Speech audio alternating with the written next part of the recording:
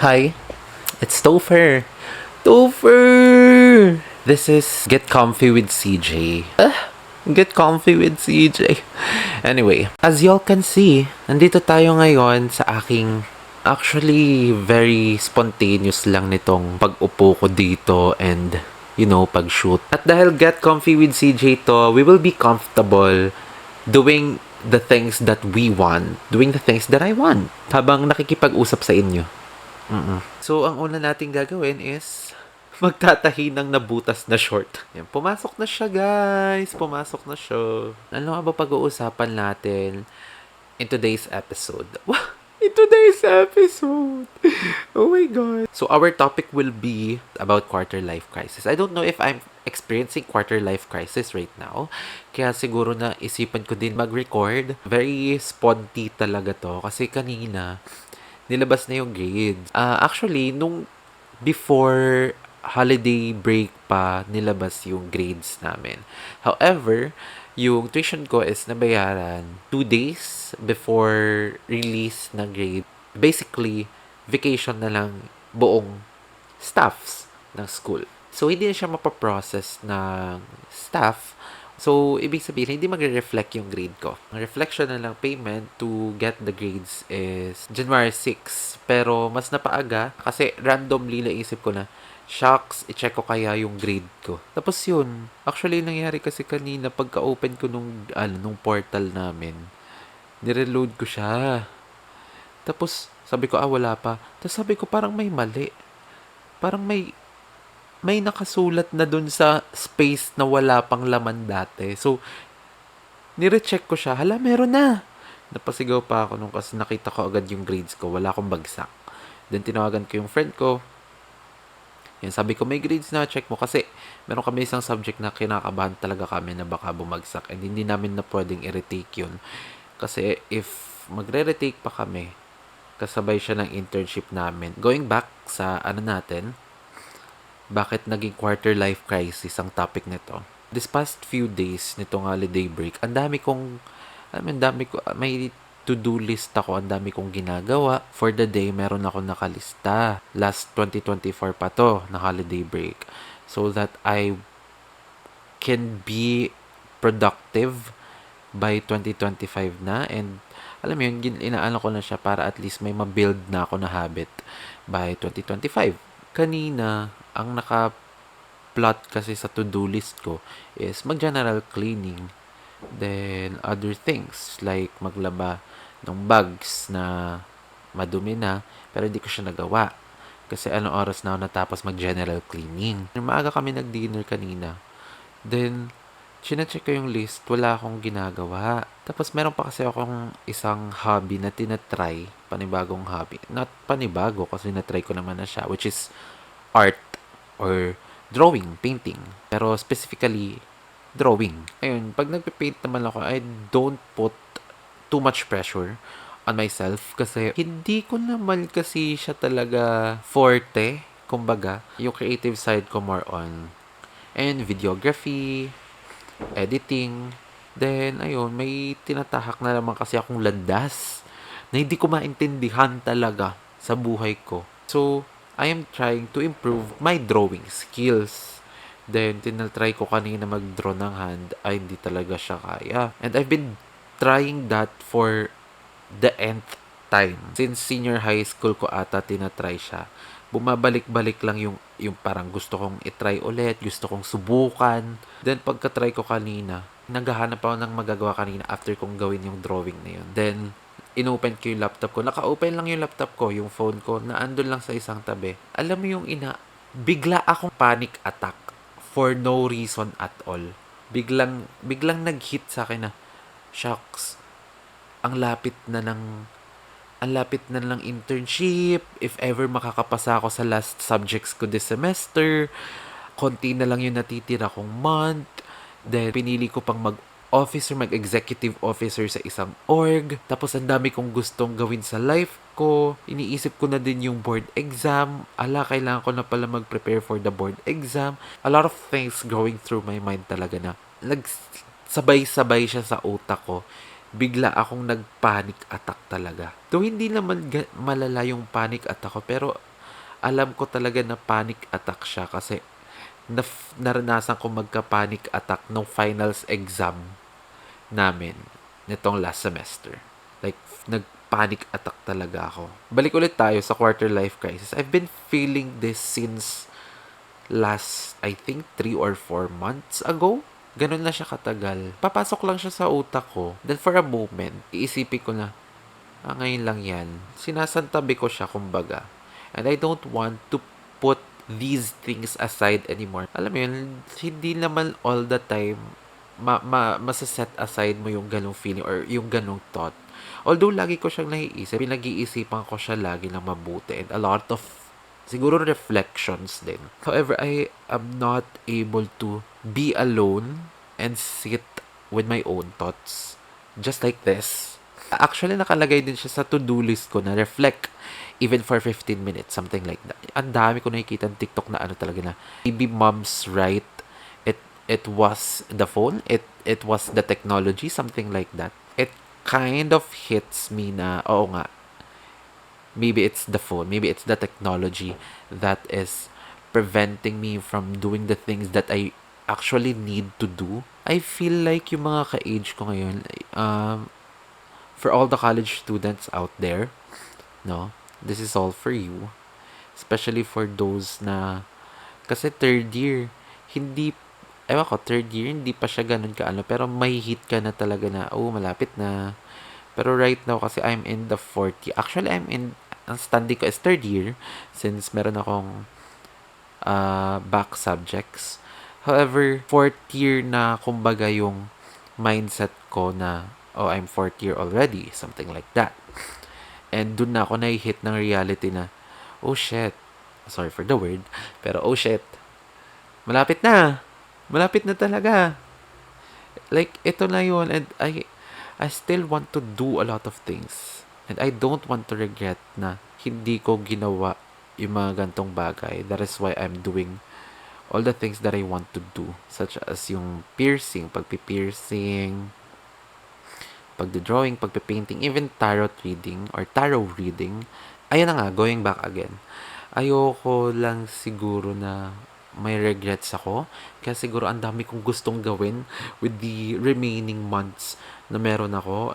Which is kind of getting me burnt out na rin siguro. Or kaya siguro napupunta ako doon sa pwesto ng quarter life crisis. Actually, nag-start siya doon sa ang lapit na lang internship, ang lapit na lang graduation. Even though, meron pa akong 1 year or 2 years. Pero naiisip ko na agad na, shucks, saan ako pupulutin? Yun talaga yun. Shucks, saan ako pupulutin?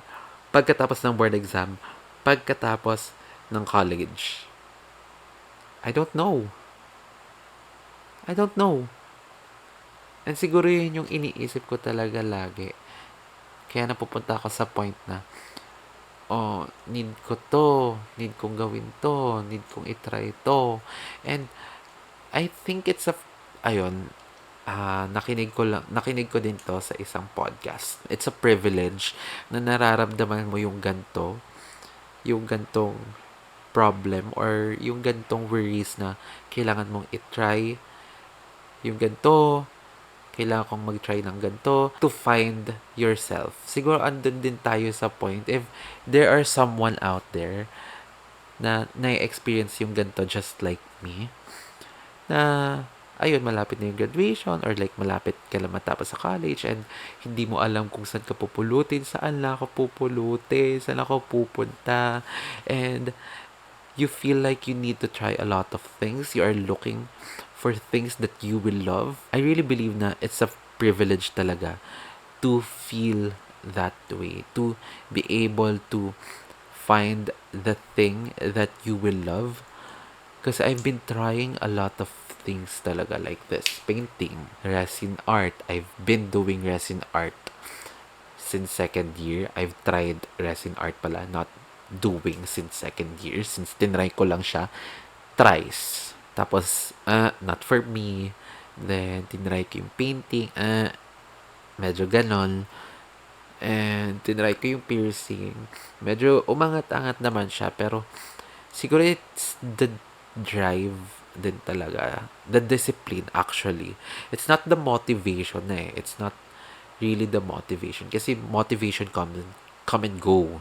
Yun din. Motivation come and go. And what we really actually need is the motivation.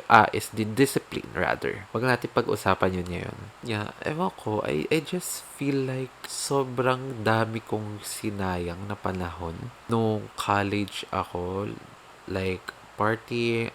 Pero I don't regret those things since naging part siya ng life ko. Isa siya sa mga bagay na tinulungan akong mag-grow.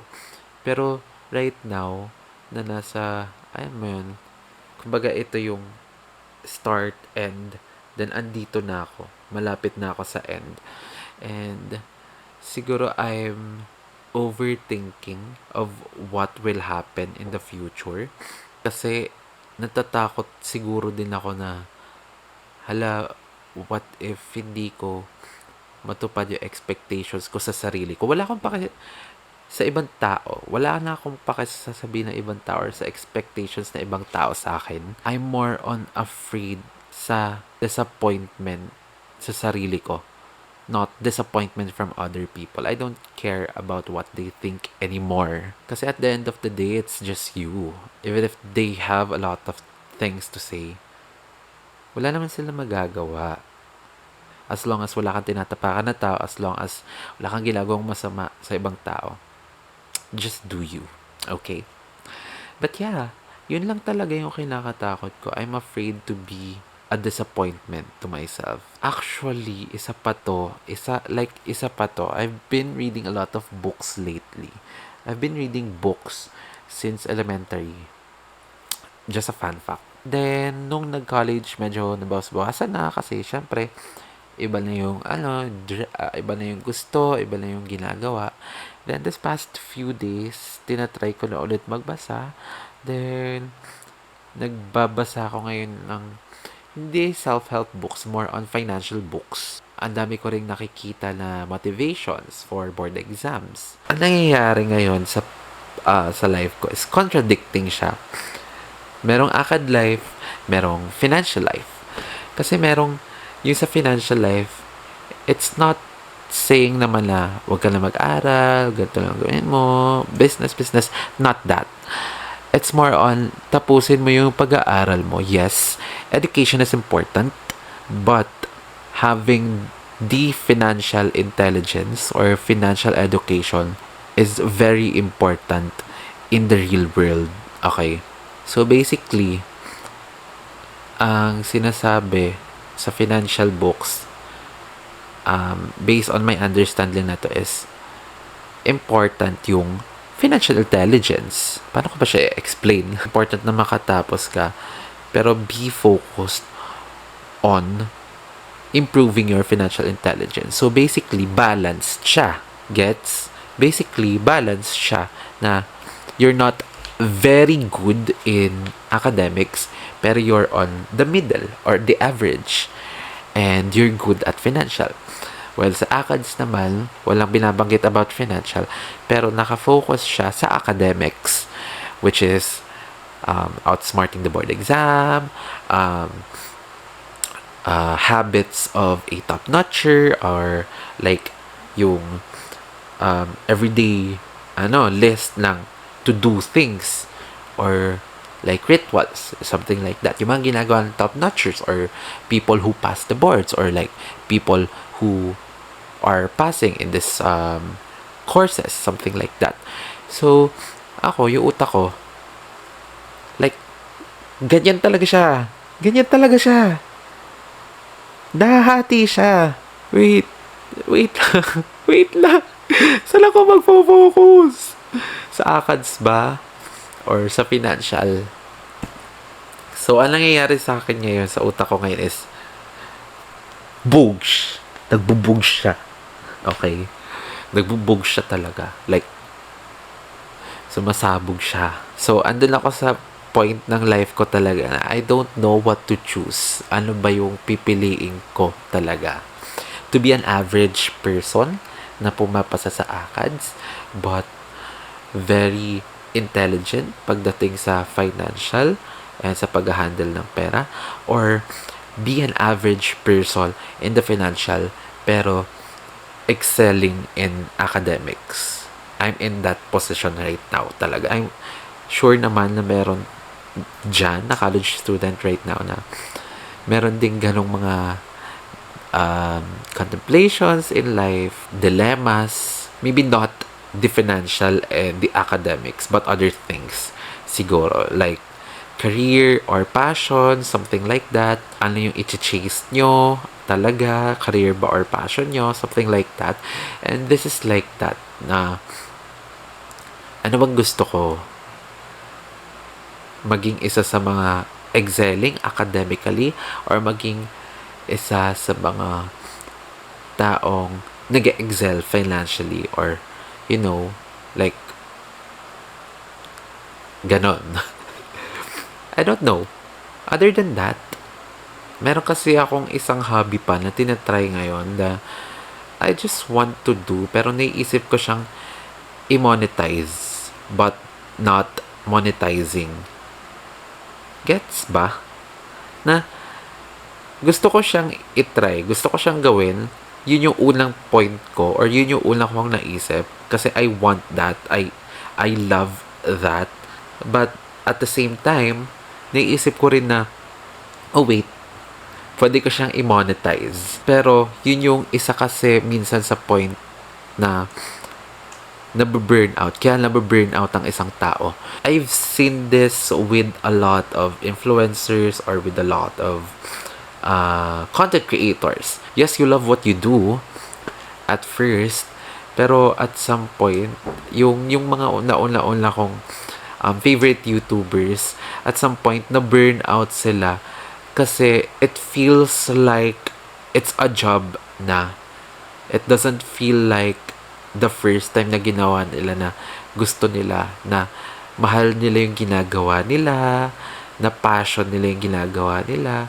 Na burn out sila kasi they feel like it's a need to do na, like a job na kailangan araw-araw, or kailangan weekly meron kang post to be relevant, something like that, na kailangan mag-comply to the viewers, to the subscribers, no, na kasi may inaabangan sila. So naiisip ko din minsan sa sarili ko na, shit, totoo nga siya, like, alam mo yun, meron kasi akong isang side hustle na ginawa na I really love that. I really love doing that because I love that. I do it to myself. Gusto ko yun eh. Ginagawa ko sa sarili yun. Meron ako nun. Something like that. So, I want to do it for fun. And, minonetize ko siya. I'm loving it nung una-una. Pero pag tagal-tagal, andun na ako sa point na, gusto ko pa ba siya? O ginagawa ko lang siya kasi need ko siyang gawin. Hindi na siya yung una kong ginawa na very fulfilling gawin. Hindi ko na gusto yung ginagawa ko. Hindi ko na gusto. Hindi ko na nafe-feel yung enjoyment, yung fulfillment kapag ginawa ko siya. Since nagiging parang obligation ko na siya, something like that. And I don't want to feel that sa gagawin kong new hobby ngayon, or sa itatry kong hobby. Yon, last point na sasabihin ko siguro is, siguro may times nga din na we want to try a lot of things. Then when we try it and we do not succeed at the first try, we tend to, give up, or like, it's not for me. Try ko lang ulit. Then, pag tagal-tagal, pag hindi ka nag-improve kaagad, not for me talaga siya. Alam mo yun, doon din talaga papasok yung discipline na sinasabi natin, na improvement takes a long time. No one succeeded at the first try. If they did, it's luck. That's it. Ang main point ng podcast natin ngayon is to have discipline, and that you never succeed in the first try. So, keep on going. Mag-improve ka din. Okay? Sabi nga ni Attorney Cho, kaya mo yan? Another thing na sinabi ni Attorney Cho, okay lang yan. Okay lang yan. If you don't succeed in the first try, try another one. If you don't succeed at the second try another one. If at the third time, you don't succeed, try again. Try and try. Sino bang scientist ang nakapag-prove or nakapag-invent ng mga bagay-bagay in the first try? Wala. So yeah, that is it, and I'll see you in the next episode. Bye.